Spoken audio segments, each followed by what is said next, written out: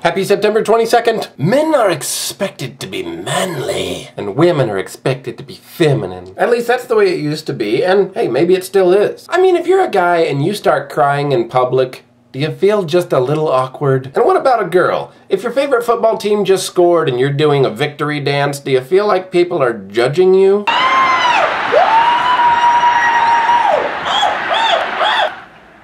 What? Make me a sandwich.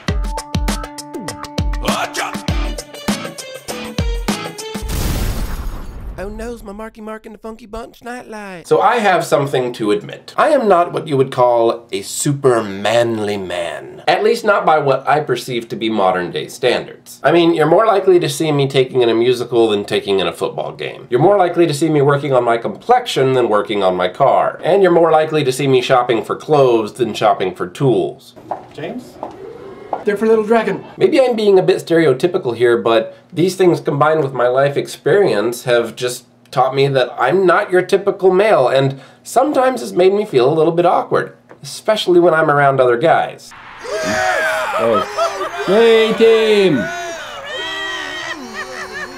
But I think nothing else makes me feel less like a man than when the weirdest things make me cry. For instance, here's a list of movies I didn't cry at. And here's a list of movies I did cry at. Yeah, half of those were cartoons. I guess I relate better to animated characters than you real flesh and blood types. I love you, Spider-Cat. But that's just who I am, and hey, you shouldn't judge other people just because they're different. I mean, hasn't anything ever made you cry unexpectedly? When I asked this on my Facebook and Twitter, Victor Batista said, "When I was 7, my grandma walked into the house and the alarm went off and scared me to the point of peeing my pants." Grandma! Ah! Christopher Knudsen said, "The beginning of the movie Up.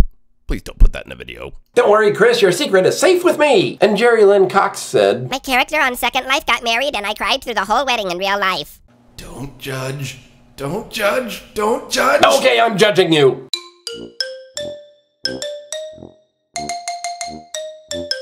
Speaking of things that made me cry, my friends in Alaska made this awesome cover of a Leonard Cohen song. You might have heard it from Shrek. Shrek? Donkey? No, that's horrible. Shrek?